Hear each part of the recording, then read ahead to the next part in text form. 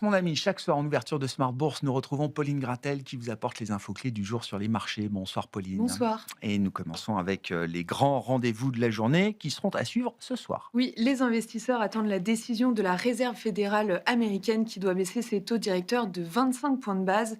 Côté micro, ils arbitreront demain les résultats d'Alphabet, Meta et Microsoft publiés ce soir après la clôture des marchés américains. En attendant ces rendez-vous, les yeux restent rivés, entre autres sur Nvidia, dont le titre bondit de 5% aujourd'hui. Oui, Nvidia devient la première entreprise du monde à atteindre les 5 000 milliards de dollars de capitalisation boursière. En 3 ans, le titre s'est envolé de plus de 1000%. Hier soir, Jensen Huang a confirmé que ses commandes de puces les plus avancées s'établissaient à 500 milliards de dollars, un chiffre supérieur au PIB de l'Autriche ou de la Belgique, par exemple. Nvidia a également annoncé un partenariat avec le département américain de l'énergie qui comprend la construction de 7 superordinateurs. Tout cela apporte les indices américains toujours plus hauts. Oui, ils ouvrent sur des nouveaux records pour le Nasdaq justement et aussi pour le Dow Jones et le S&P 500. En Europe, la séance est rythmée par des records pour l'Eurostoxx 50 et le Stoxx 600. En France, le CAC 40 est dans l'attente des rendez-vous de ce soir et évolue en léger repli autour de 8200 points.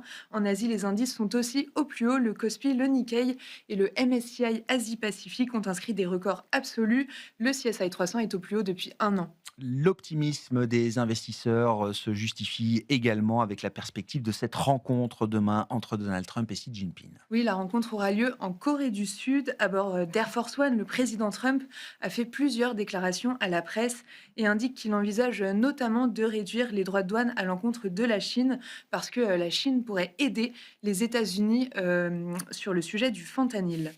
On a pris connaissance par ailleurs des premières décisions de politique monétaire de la semaine avec celles délivrées par la Banque du Canada. Oui, la Banque du Canada a, comme prévu, opté pour une baisse de 25 points de base de son principal taux directeur, le ramenant à 2,25%. C'est son niveau le plus bas depuis 2022. Cette décision intervient dans un contexte un peu flou de guerre commerciale avec les États-Unis. Donald Trump a menacé il y a quelques jours le Canada de 10% de tarifs additionnels. La semaine sera marquée également par les premières estimations de croissance et d'inflation pour les différents pays de la zone euro. Aujourd'hui, nous avons pris connaissance de la première estimation de croissance pour l'Espagne au troisième trimestre. Oui, en première lecture, la croissance est parfaitement conforme aux attentes en hausse de 0,6% sur le troisième trimestre. L'IBEX s'affiche en légère hausse, mais sa progression sur un an est de loin supérieure aux autres indices en Europe, plus 40%. Sur le marché obligataire, le rendement espagnol à 10 ans est inférieur à 3,15% aujourd'hui. Un mot justement des grands équilibres observés sur les marchés obligataires aujourd'hui, Pauline. Pour le reste de l'Europe, le rendement allemand à 10 ans est stable autour de 2,60%. Aux États-Unis, le rendement américain à 10 ans est également toujours très stable autour de 4%. Sur le marché des changes, l'euro-dollar se traite aujourd'hui autour de 1,1630. Enfin, l'or repasse le seuil des 4000 dollars l'once en hausse de 1%.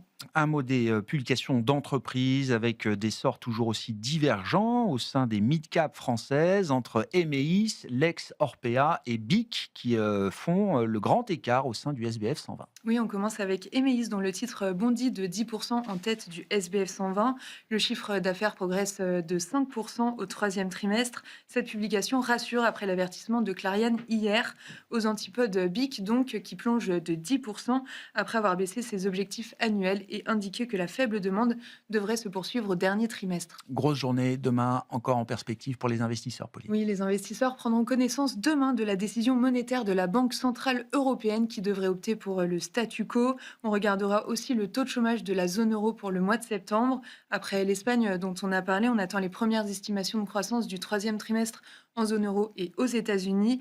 Demain soir, on attend les résultats d'Apple et Amazon publiés après la clôture. Tendance, mon ami, chaque soir en ouverture de Smart Bourse, Pauline Gratel vous apporte les infos clés du jour sur les marchés.